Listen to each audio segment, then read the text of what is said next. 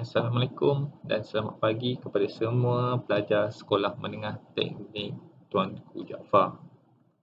Okey, so bertemu kita kali ini untuk kelas lukisan kejutaan. Okey, pada kali ini saya diberi tugasan untuk menerangkan ataupun untuk membincangkan kepada kamu semua berkaitan dengan modul 4 iaitu lukisan bangunan. So sebelum ni kamu telah bersama dengan Cikgu Afendi. Beliau telah menerangkan berkaitan dengan lukisan elektrik. Okey, so pada kali ini part saya pula untuk menerangkan berkaitan dengan modul 4 iaitu lukisan bangunan. So dalam lukisan bangunan ni ada banyak benda. Yang pertama sekali adalah berkaitan dengan pengenalan. Okey, so sebelum saya explain, saya nak ceritakan dululah berkaitan dengan pengenalan lukisan bangunan. So ada beberapa aspek yang perlu kamu capai sebelum ataupun setelah lukisan bangunan tamat, tajuk lukisan bangunan tamat, ada beberapa objektif yang perlu kamu capai untuk memastikan kamu dapat menjawab soalan SPM lukisan kejutaan dengan baik untuk bahagian B tu nanti. Okey. So yang pertama sekali yang perlu kamu capai adalah kamu dapat mengenal pasti simbol piawai.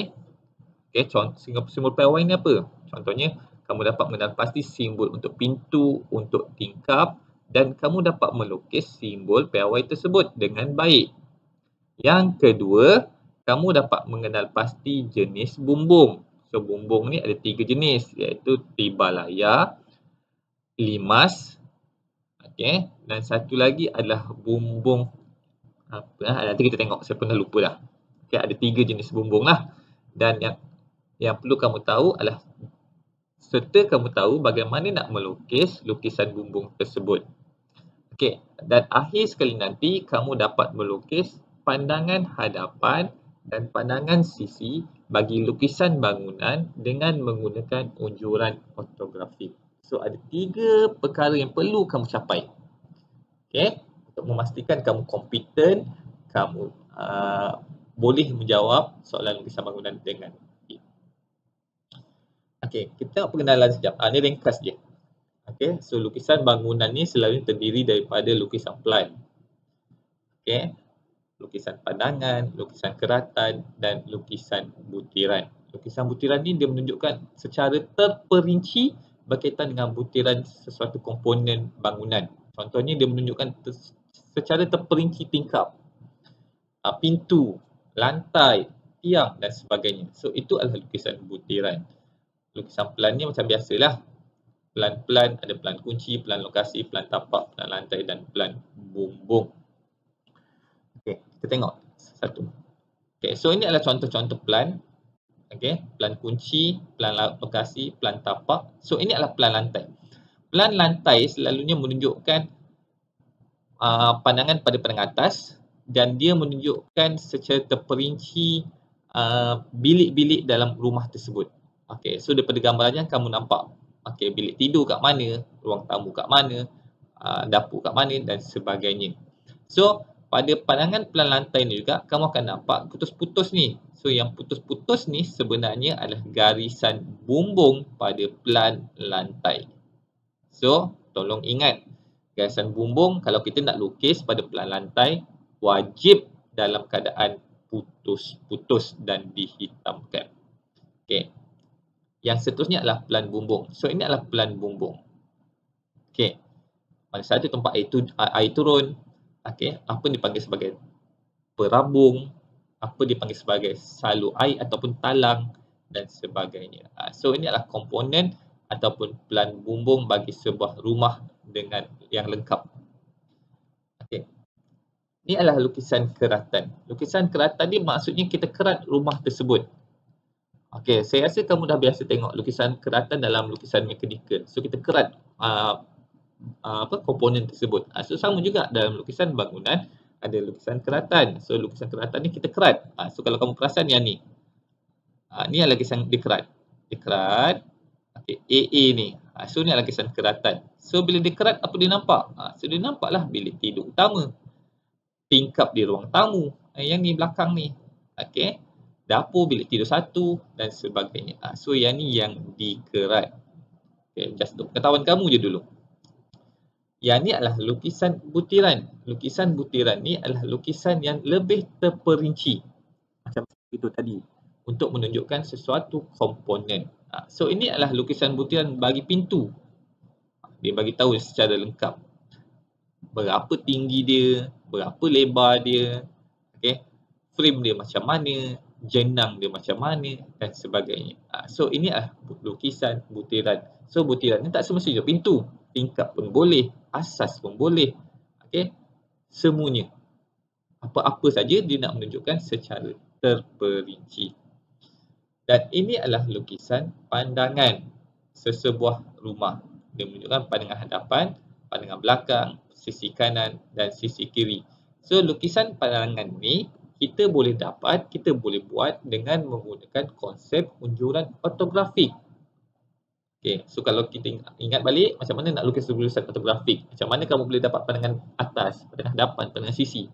So sama juga untuk melukis lukisan bangunan, pandangan dia, kita menggunakan konsep unjuran ortografik tu nanti. So tak apa. Untuk kali ini, objektif saya hanya ada dua saja.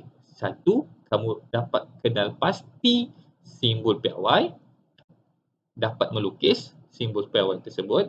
Yang kedua, mengenal pasti jenis bumbung dan dapat melukis garisan bumbung. Okey. Kita pergi kepada yang kedua, iaitu simbol piawai. So ni kena tengok, kena jelas, kena faham dan kena tahu. Okay. So ini adalah simbol piawai pintu berengsel pada pandangan pelan. Okay, dia menunjukkan macam ni. Pada pandangan hadapan, lukisan pandangan hadapan terutamanya ataupun sisi, pintu berengsel dia dalam keadaan macam ni. Pintu berengsel tanpa jenang tengah. Okay, ada dua daun. So lukisan pandangan dia macam ni. Pintu gelangsa kembar dua. Gelangsa ni maksudnya pintu sliding door, dua daun. So yang di sini. Kalau 3 daun dia macam ni. 4 daun dia macam ni. Okey, apa anak panah tu? Maksudnya anak panah ni dia tolak gelangsa tersebut daripada kanan ke kiri. So itu maksudnya anak panah. Okey, dia tolak ni. Sliding door ni ditolak ke kiri. Okey. So ni terbalik ni. So pada pada pintu sliding door selalunya menggunakan cermin. So bila cermin, dia akan ada pula simbol cermin ni, biasan ni. Okay. So itu adalah berkaitan dengan pintu. Okay. So ini adalah tingkap berengsel. Okay. So tingkap berengsel macam ni. Pada pandangan pelan ni, pada pandangan hadapan macam ni. So ada frame kayu, ada frame lagi, lepas tu ada cermin dia. Ada tombol. Tingkap berengsel atas. So ni simbol dia. Tingkap berpangsi mengufuk. So ni simbol dia. Okey. Kita ada tingkap gelangsa mengufuk, tingkap gelangsa tegak dan tingkap dalam kaca boleh laras. So tingkap dalam kaca boleh laras ni saya rasa semua tahu. Semua pernah nampak selalunya dekat kelas ada. Okey. Apa yang saya nak bagi tahu kamu, tingkap dalam kaca boleh laras, cermin, bilangan cerminnya adalah 7 hingga 8 saja. Kamu boleh gunakan 7 atau 8. Tak boleh kurang, tak boleh lebih. Okey. Dan cermin ni pula nanti kena sama besar, sama saiz dia, ada satu sama lain. Tingkap dalam kaca tetap, selalunya jumlah cerminnya hanya 3 atau 4 saja. Tak boleh kurang, tak boleh lebih. Dan kedudukan tingkap dalam kaca tetap selalunya berada di bilik air ataupun tandas. So ini adalah gerbang. So gerbang ni selalunya kita nak menunjukkan satu kawasan ke sesuatu kawasan. Contohnya ruang tamu ke dapur akan ada gerbang. So pada pandangan pelan, gerbang dia lukis dalam keadaan putus-putus. So itu yang perlu kamu tahu. Simbol-simbol dia. Okay, ni kena ingat lah ni. Sebab nanti dalam exam dia tak akan bagi tahu. Dia tak akan bagi dia tak akan bagi inilah contoh ni untuk kamu lukis. Okay, so kamu perlu tahu macam mana nak melukis simbol-simbol tersebut.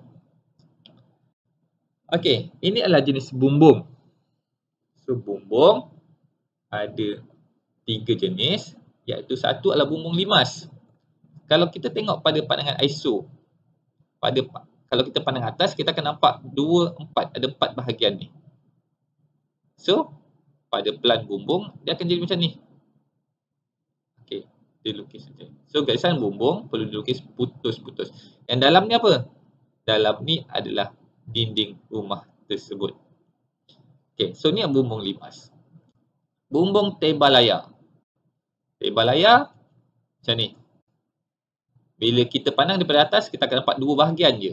So, dia akan nampak 2 bahagian. So, ini adalah bumbung tebalaya. Dan satu lagi tadi, bumbung limas Belanda. Okey, bumbung limas Belanda ni adalah kombinasi antara kedua bumbung tadi, limas dengan tebalaya.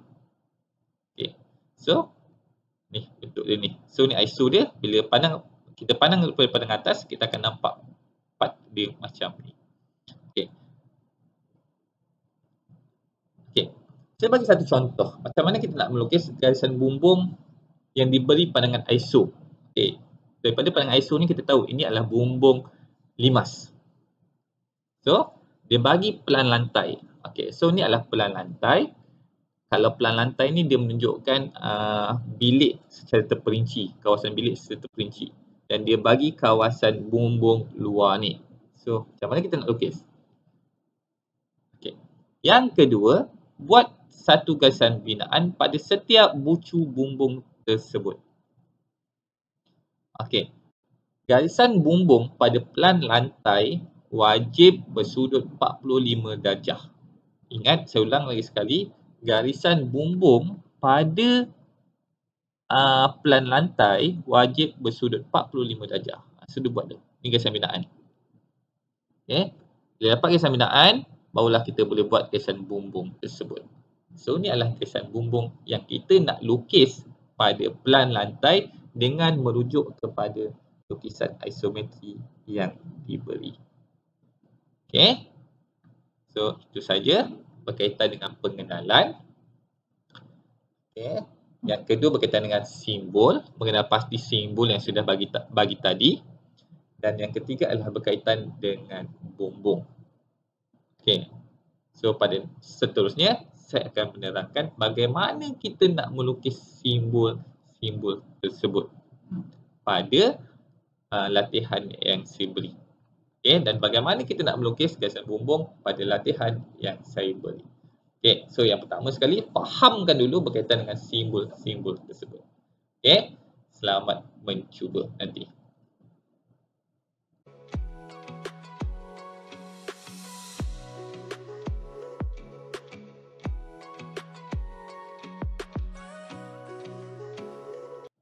Assalamualaikum dan selamat pagi. Okey, pada video sebelum ni untuk pengenalan berkaitan dengan lukisan bangunan, saya telah menerangkan ada beberapa perkara yang telah saya sampaikan. Yang pertama sekali adalah berkaitan dengan pengenalan lukisan bangunan, apa yang perlu kamu capai dalam modul ini. Yang kedua, saya dah menerangkan dan saya telah tunjukkan dekat kamu berkaitan dengan simbol piawai dalam lukisan bangunan. Okey, ada simbol-simbol yang perlu kamu ingat dan yang perlu kamu tahu macam mana nak melukis simbol tersebut. Okey, beza pada sukatan pada kali ini, kalau dulu senior-senior kamu buat lukisan bangunan dalam kerja khusus. Tapi untuk peringkat kamu ni bermula pada tahun 2021 ni, lukisan bangunan boleh dimasukkan dalam peperiksaan bertulis. Okey. So, nak tak nak, kamu kena tahu dan kamu kena ingat berkaitan dengan simbol-simbol piawai. Macam mana nak melukis. Okey. So, nanti kalau keluar soalan, taklah teraba-raba cara nak melukis, tak tahu, tak ingat dan sebagainya. Okey. So, pada kali ini, saya nak menerangkan, saya nak tunjukkan bagaimana nak melukis simbol piawai dalam lukisan bangunan. Okey, dia banyak. Okey, yang saya nak terangkan adalah berkaitan dengan tingkap dan pintu sahaja. Macam mana nak melukis. Okey. So, sekarang ni, dalam lukisan bangunan, selalunya dia bagi tahu dia menggunakan pintu jenis apa. Okey, dan dia selalunya bagi plan, kita kena lukis pandangan hadapan. Okey, contoh yang pertama ni saya tunjukkan adalah bagaimana kita nak melukis pintu berengsel kanan atau kiri. Okey, pintu berengsel ni apa? Pintu berengsel ni pintu daun. Pintu biasa yang kamu nampak selalu dekat sekolah ada. Okey, satu daun yang kita tolak. Okey, kita buka, kita tolak. Okey, so pada pandangan plan ataupun pandangan atas kita akan nampak macam ni. Pintu satu daun yang kita tolak, kita nampak dia bukaan macam ni. So macam mana kita nak melukis? Yang pertama sekali yang perlu kamu tahu adalah simbol dia. Yang ni adalah pintu. Yang berlorek ni, ini bermaksud adalah dinding bata. Yang hitam segi empat ni, ini bermaksud adalah tiang. Okey, selalunya sebelah pintu akan ada satu lagi macam ni Yang ni segi empat tepi ni. Ni. So segi empat ni bermaksud adalah frame kayu kepada pintu tersebut. Frame dia. So macam mana kita nak lukis? Okey. Kena pastikan guna pensel yang sesuai dan mata penselnya tajam. Okey. So, mana kita nak lukis? Unjurkan dulu. Okey, pada kotak yang diberi. Kita unjurkan. Okey.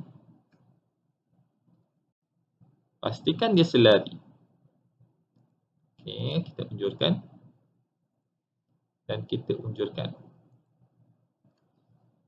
Okey, dan di atas.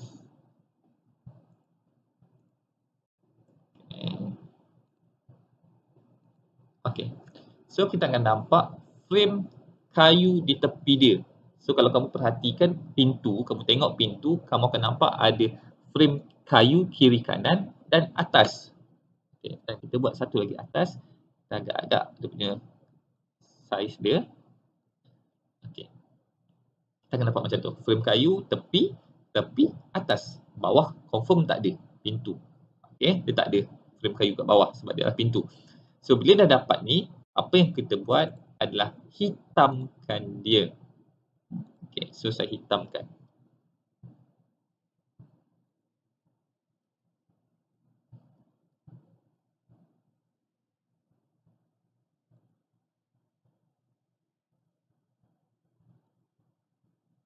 Okey. Frame kayu tadi saya hitamkan. So dia akan dapat macam tu. Okey. Saya dapat. Disebabkan pintu tu kita buka daripada kanan kita buka, so kita akan nampak tombol. So of course tombol kat sini. So kita buka. Okey, kita buat tombol. Selalunya tombol di tengah. Okey, mustahil tombol ni berada dekat atas sini. Okey, so tombol selalunya berada dekat tengah-tengah. Kita tak tombol. Okey. Yang kedua, disebabkan kita buka, of course kita akan nampak apa? Kita akan nampak garisan bukaan dia. So ni adalah garisan buka. Okey. So seolah-olah engsel tu berada kat sini dan kita tolak dia, kita buka. So jadilah seperti pandangan plan ni. So bukaan ni perlu dilukis dalam keadaan putus-putus.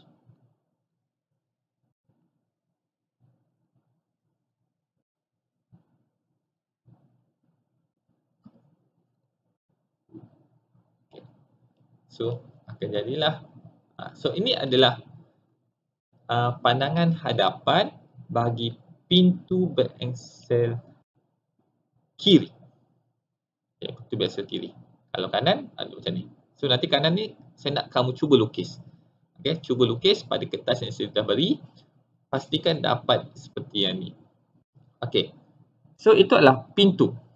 So yang seterusnya saya nak terangkan, saya nak tunjukkan bagaimana pula kita nak melukis pintu gelangsar kembar 3. Okay. Pintu gelangsar kembar 3 ni maksudnya adalah pintu sliding door. Okay, bila saya kata sliding door, semua faham kot.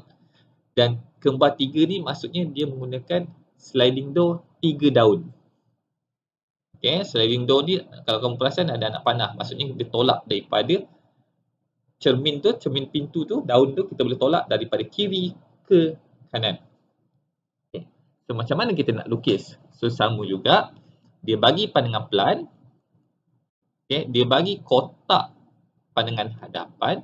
So apa yang perlu kita buat adalah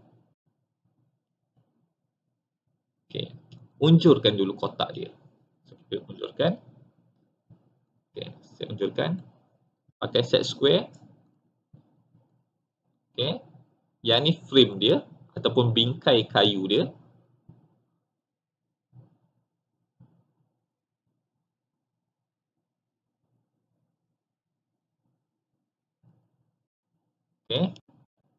So atas pun ada bingkai kayu lah.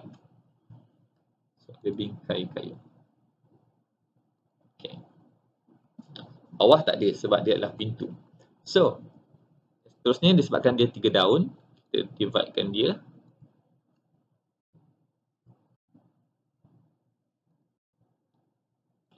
Sudah dapat 3. Kalau kamu perhatikan betul-betul pada pandangan plan, dia berlayer, berlapis. Pintu ni berlapis. So ini adalah lapisan yang pertama, yang ni belakang tengah-tengah, yang ni adalah belakang dia.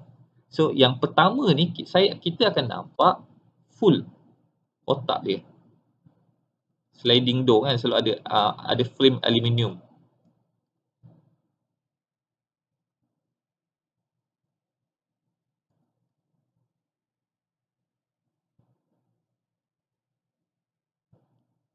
Ada frame aluminium.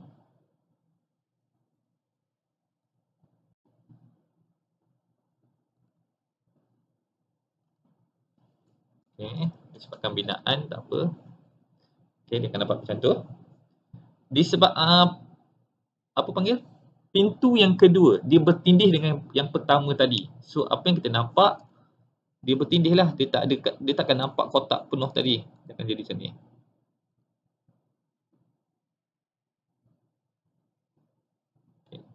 Sebabkan dia binaan, kita buat dia. Sama juga yang ketiga, dia bertindih. So dia akan nampak C je. Dia tak akan nampak full kosong tadi.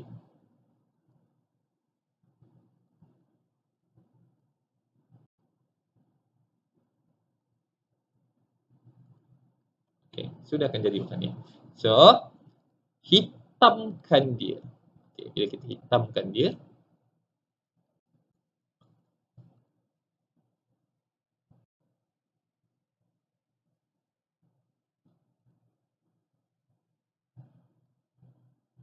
ini bingkai tadi.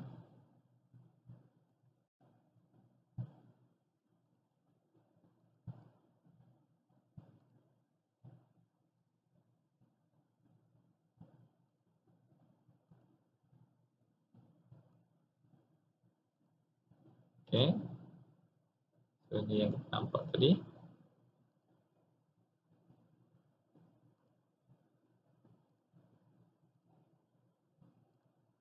Satu. Yang kedua. Dua. Dan yang ketiga. Disebabkan dia cermin, dia ada garisan cermin.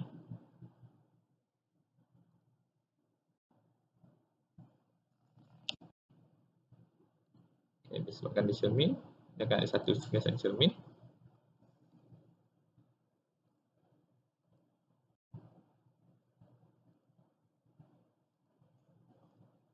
So garisan cermin, kita lukis benda yang sama.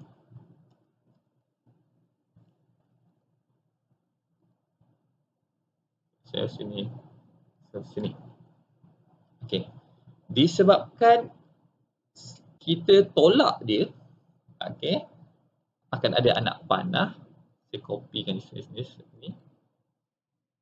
So anak panah dia pun perlu kita tunjukkan. So anak panah kamu dah belajar sebelum ni dalam lukisan mekanikal. Macam mana nak melukis anak panah? So anak panah tu mesti dalam keadaan tirus. Tirus dihitamkan dan panjangnya adalah 3 tingginya adalah 1. Okey, tirus mesti dalam bentuk dah betul. So ini adalah pintu gelangsa 3/3 yang kita nak lukis. Okey. So tingkap gelangsa kembar 2, nanti kamu cuba aplikasikan balik apa yang saya telah tunjukkan tadi dalam yang ni. Okey.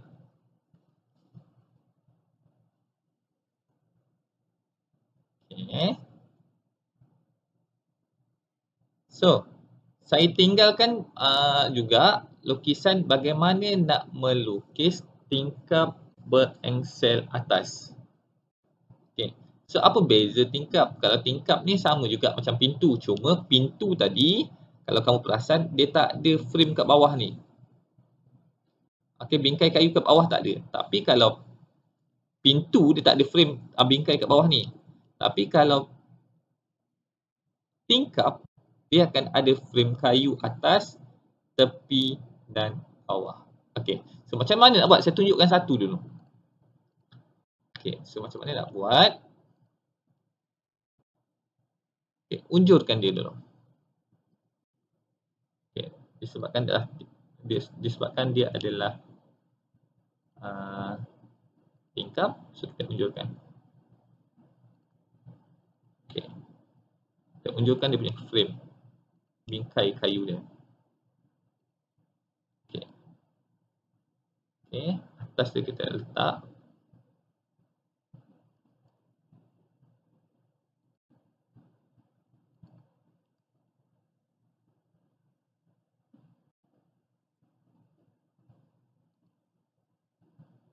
Okay. So dapat frame dia. Okey. Disebabkan soalan kata tingkap berengsel atas. Bukan atasi, atas. Okey, so tingkap berengsel atas. Engsel kat atas sini lah. So selalu kita tolak dia. So apa yang dia buat? Okey, akan ada frame. Okey.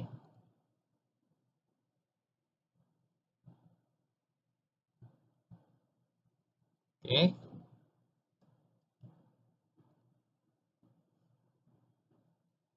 Kita sambungkan dulu. Okay. Ni binaan warna ni pink ni, warna purple ni binaan. Okey, so dapat macam tu. Disebabkan dia berengsel atas, maksudnya engsel tu ada kat sini. So apa kita buat?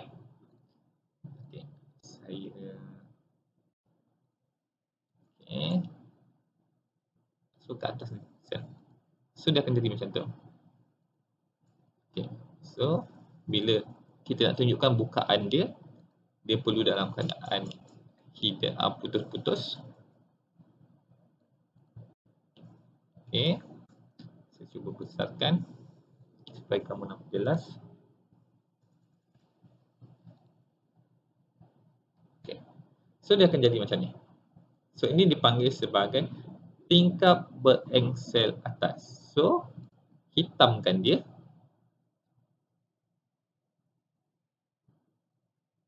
Okay, hitamkan dia. Okay, supaya jelas.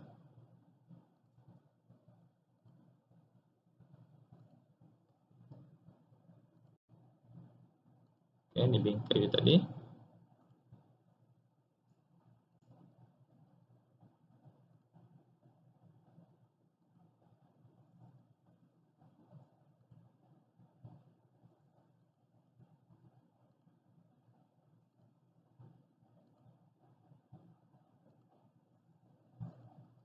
Okay, so ini adalah tingkap berengsel atas. Okay, yang perlu kamu lukis pada latihan yang saya beri. Okay, so macam mana yang lain-lain? So konsepnya sama. Saya nak kamu refer balik pada slide yang pertama sekali ataupun video yang pertama sekali tadi. Dalam tu saya ada terangkan berkaitan dengan simbol-simbol piawai dalam lukisan bangunan. Okay. So kalau tingkap gelangsa mengufuk pun sama. Okey, ni pun sama. Okey. Cuma yang saya nak terangkan adalah tingkap dalam kaca bola laras. Tingkap dalam kaca bola laras ni adalah tingkap kat rumah. Okey, tingkap dalam kaca bola laras ni selalunya ada 7 atau 8 cermin saja. tingkap dalam kaca tetap selalunya ada ada 3 atau 4 cermin sahaja. Okey. So sekarang saya tunjuk ni je. Okay, ni saya nak buat aplikasi nanti. Okey, tingkap dan kaca boleh laras. Okey, so kalau kita nak lukis, yang pertama sekali unjurkan dia. Okey.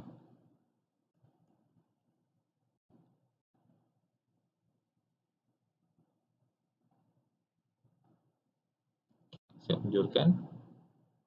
Pakai set square.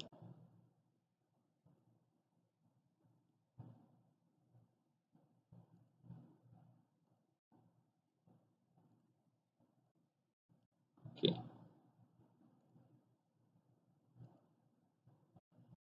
So saya buat atas dia, iaitu bingkai kayu di bahagian atas.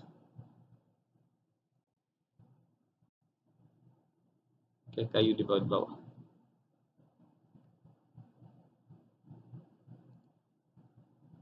Okay.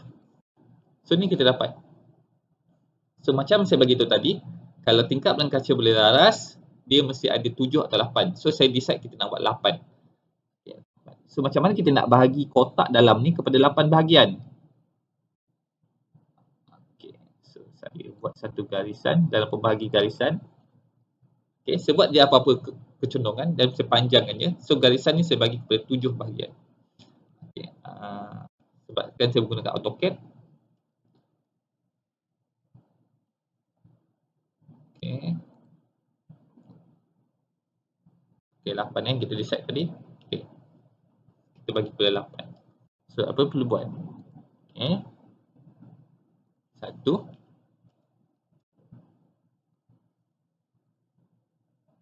Okay.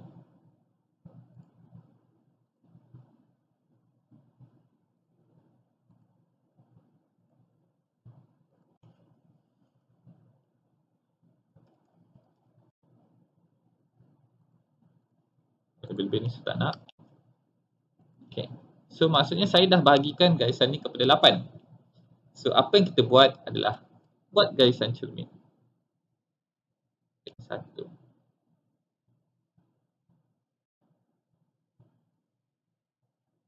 Baru kita boleh dapat sama besar cermin dia.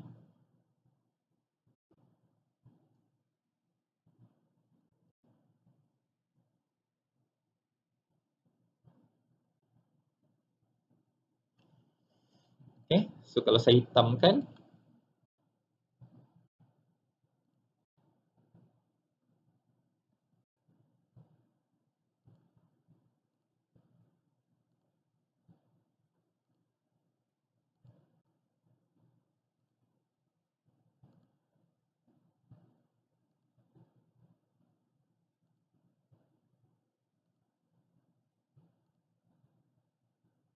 film kayu tadi.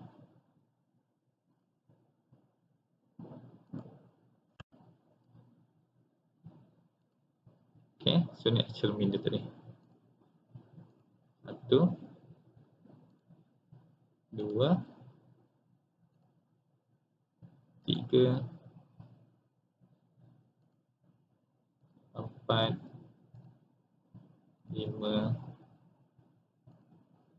6, 7 dan 8. Okey, so baru kita bahagikan pandangan hadapan ni kepada 8 bahagian yang sama besar untuk tingkap dan kaca boleh laras. So tingkap ni selalu kat rumah ada. Okey, satu lagi adalah tingkap dan kaca tetap. Tingkap dan kaca tetap seperti mana yang saya bagi tahu tadi, jumlah cerminnya adalah 3 atau 4 sahaja. Tak boleh kurang, tak boleh lebih. Okey, dan selalunya tingkap dan kaca tetap ni berada pada tandas. Itu satu. Satu lagi boleh juga berada sebagai laluan angin di atas tingkap ataupun di atas pintu sebagai laluan angin. Boleh juga macam tu. Okay. Tapi kebanyakan sekarang ni kalau rumah-rumah kamu tengok tingkap dan kaca tetap lokasinya selalunya berada dekat bilik tandas dan sebagainya. Tandas dan sebagainya. Okay. So tugasan kamu, okay, apa yang saya nak adalah lengkapkan simbol-simbol ni dengan melukis dengan tepat dengan merujuk kepada video sebelum ni. Okay. Selamat mencuba.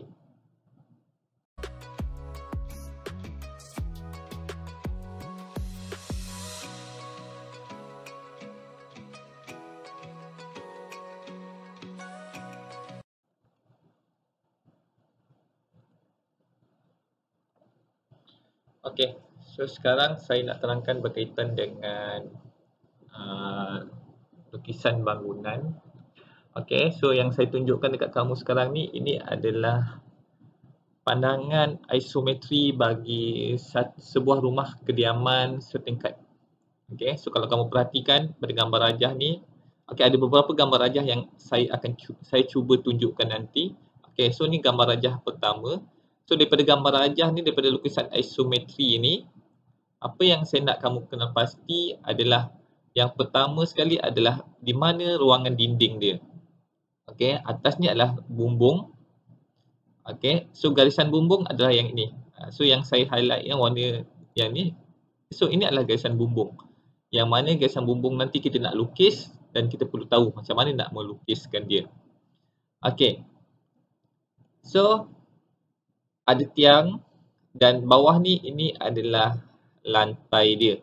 So selalunya kedudukan lantai ni adalah sebaris dengan kedudukan bumbung ni. Dia mesti dia mesti sebaris lah bila kita pandang daripada pandangan atas. Okey, so ni dia pandang pandangan hadapan, so dia akan nampak part yang ni.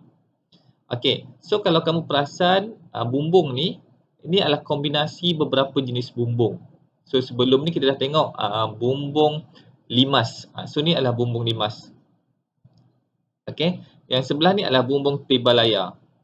Okey, so cuba bezakan. Okey, bumbung limas macam mana? So ni limas, dia condong. Kalau tebalaya macam mana? So dia tegak. So ini adalah garisan bumbung yang perlu kita lukis nanti dan perlu kita cari nanti. Okey. So hujung bumbung ni adalah sama dengan hujung lantai ni. Bila kita pandang daripada pandangan atas, kita akan nampak dia adalah sebaris sama. Okey. So saya tunjukkan lagi beberapa. Okey. So ni pun adalah bumbung. Okey, rumah kombinasi bumbung limas dengan tebalaya. Okey, ada dinding dan ada lantai dia. Okey. So sekarang ni saya tunjukkan pula pandangan isometri bagi sebuah rumah setingkat. Daripada pandangan isometri ni, kamu boleh nampak ada bumbung dia, ada dinding dia berserta dengan kelengkapan tingkap dan pintu, dan juga ada lantai dia. Okey, so saya bagi yang mudah dulu. So ini adalah bangunan dalam bentuk segi empat. Okey, so ni adalah garisan bumbung yang perlu kita lukis nanti. So dia menggunakan bumbung apa? Ini adalah bumbung daripada jenis limas. Okey. So sekarang ni tak ada lagi ni. Padam tu. Okey. Tak ada. Okey. Alright. So sekarang ni dia bagi pandangan lantai. So ni adalah pandangan lantai. Okey, pelan lantai. So ni adalah pelan lantai yang mana daripada pandangan atas kita akan nampak kedudukan ruang-ruang dalam rumah. Okey. Nak lukis bumbung, yang pertama sekali yang perlu kamu tahu simbol ni lah, simbol-simbol pada pelan lantai ni. Okey, so ni adalah pintu. Yang berlorek ni, ini adalah dinding bata. Okey, dinding konkrit, dinding bata, so yang ni. Yang T ni kalau kamu perasan, yang T ni adalah tingkap. T adalah tingkap. Okey, ada bilik tidur 2, bilik tidur 1, ruang makan dan sebagainya. So sekarang ni, kalau kamu perasan juga, kalau kamu perhatikan dengan teliti, kat tepi ni ada lagi satu kotak yang ni. Satu kotak ni. So ini dipanggil sebagai bumbung. Okey. Kalau kita tengok pula, kalau saya zoom pula sini. Okey. Kamu perhatikan ada garisan putus-putus. Okey, yang tu. Garisan putus-putus dan ada garisan lurus. So garisan putus-putus ni adalah garisan bumbung. Okey. Kalau saya zoom ni, ni putus-putus. So putus-putus tu adalah garisan bumbung. So mana garisan bumbung? So garisan bumbung pada pandangan ISO yang tepi ni. Ni. Segi 4 ni. Okey. So itu adalah garisan bumbung. So garisan bumbung ni tak lengkap sebab ni tak ada. Yang ni tak ada. Kita perlu cari. Yang ni pun tak ada. Okey. Yang ni pun tak ada. Garisan ni tak ada. So kita perlu cari. Okey, dan sebagainya. Okey. Kalau kita perhatikan lagi pada garisan ni, dia ada lagi garisan lurus ni. So garisan lurus ni apa?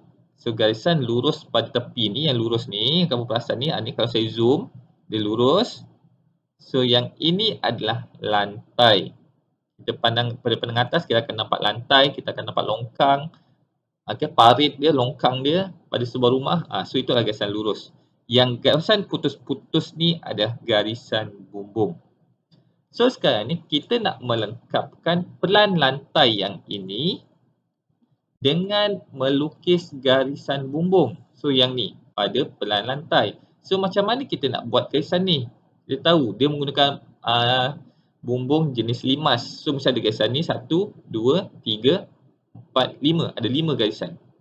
So macam mana kita nak buat? Okey. Garisan bumbung, tolong ingat garisan bumbung pada pandangan pelan lantai mesti bersudut 45 darjah. Tolong ingat.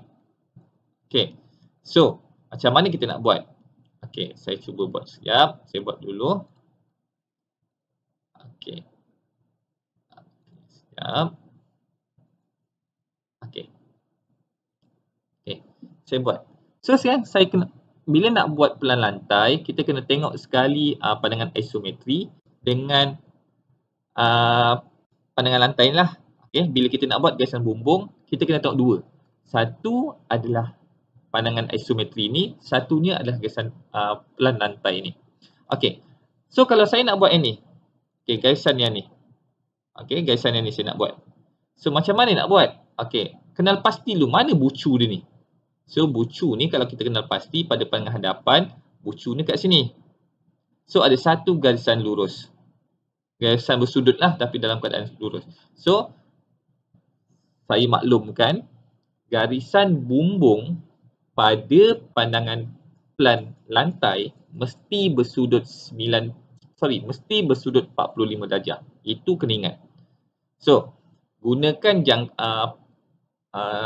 set square kamu, buat satu garisan pada bucu ini bersudut 45 darjah. Okey, saya buat. Okey.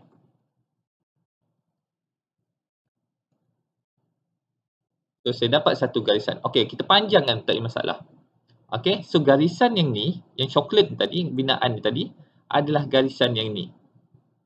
So macam mana kita nak cari dia punya pertemuan yang ni? Okey, so sama juga pada bucu yang ini. Okey, pada garisan bumbung mesti ada satu garisan 45 darjah. Sorry.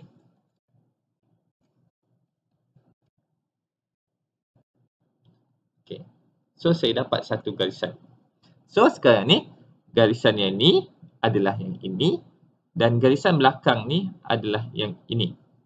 So kita nak buat sebelah dia pula. So sama juga mesti ada garisan 45 darjah. Okay, saya ambil daripada garisan bumbung.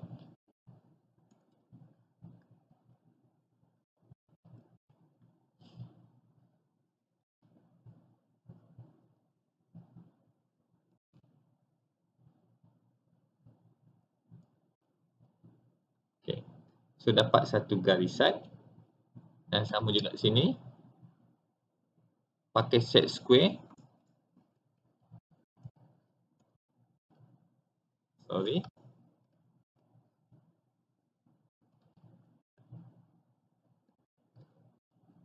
Okay. So saya dapat garisan yang ni. So sekarang ni garisan bumbung dia yang ini adalah yang ini adalah yang ini. So bucu di mana? Bucunya adalah pertemuan ataupun persilangan garisan bersudut tadi. So apa yang perlu kita buat? Sambungkan garisan tersebut, tetapi disebabkan dia adalah garisan bumbung, so garisan bumbung perlu disambung dalam keadaan dihitamkan tapi dalam keadaan putus-putus. So, itu adalah garisan bumbung. Okay, so apa perlu buat? Sambungkan dia. Okey, garisan bumbung. Okey, satu lagi.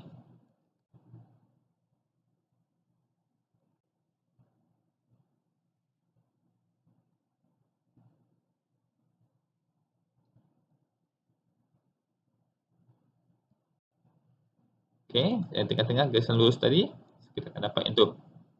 Okey.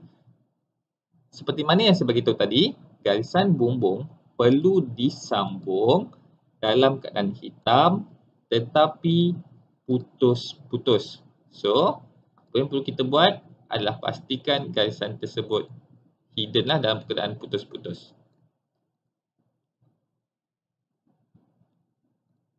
Okey, sekejap.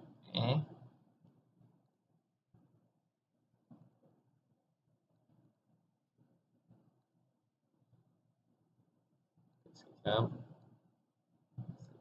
Saya buat dia dalam keadaan yang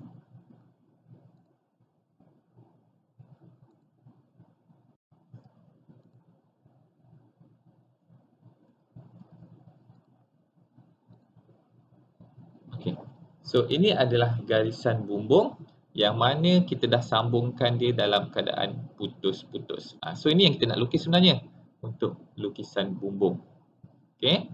So, ni terlampau rapat ni. Okey, kita boleh adjustkan dia supaya dia putus-putus tu cantik lah. Dia tak bersambung antara satu sama lain. Dan garisan putus-putus untuk garisan bumbung ni perlu dilukis seragam. Saya ulang lagi sekali, perlu dilukis secara seragam. So, kalau dalam lukisan, okey, selalunya untuk garisan bumbung ni, panjang garisan ni 3 mm dan ni adalah jarak kosong ni adalah 1 mm. So, 3 mm, 1 mm, 3 mm, 1 mm, 3 mm, 1 mm sampailah seterusnya. Yang kedua, ciri garisan bumbung yang baik adalah dia bertemu. Okey, so kalau kamu perhatikan dekat sini, dia bertemu antara titik dia ni. Okey, dia bersambung. Okey, sebelah ni pun sama. Dia bersambung. So, ini adalah garisan bumbung yang baik. Okey, so kalau kita tengok kat sini, okey, dia kena juga pada garisan bumbung. Okey, pada setiap bucu dia, dia bertemu. So, ini adalah garisan-garisan bumbung yang baik dalam. So, nak melukis garisan bumbung pada pelan lantai satu, dia perlu dihitamkan tapi dalam keadaan putus-putus. Okey, so ni kalau bentuk dia segi empat macam ni. Okey, tapi kalau bentuk dia macam ni. Okey, dia menggunakan bumbung apa panggil? Tiba layar. So, macam mana kita dapatkan garisan tengah? Adakah kita main tembak je garisan tengah kat sini? Tidak. Sepatutnya sama juga, dia kena buat garisan 45 darjah, 45 darjah, sudah akan dapat tengah. So, nanti sini pun 45 darjah, so sini pun 45 darjah, sudah dapat tengah, dia terus sambungkan satu garisan lurus tapi dalam keadaan putus-putus untuk bumbung tiba layar. Okay, so yang saya nak kamu buat nanti pada latihan yang saya bagi, okay, saya nak kamu lengkapkan, okay, pada yang ni, okay, lengkapkan pelan bumbung dengan merujuk kepada objek A pada pelan lantai yang diberi. Okay, so ada 4 latihan yang saya sediakan untuk kamu yang mana perlu kamu lukiskan garisan bumbung pada pelan lantai tersebut. Okay, so ni latihan yang kedua. So, ini adalah latihan yang ketiga. Okay, sama juga konsep dia, cari buat garisan 45 darjah. Okay, kena tengok pada objek C, buat garisan 45 darjah dan tentukan garisan bumbung dia. Dan latihan yang keempat adalah seperti yang diberi. Okay, so itu berkaitan dengan lukisan bumbung. So, selamat menjawab dan selamat melukis. Okay, ada masalah boleh terus bertanya dengan saya melalui media Telegram dan sebagainya. Okay, selamat menjawab.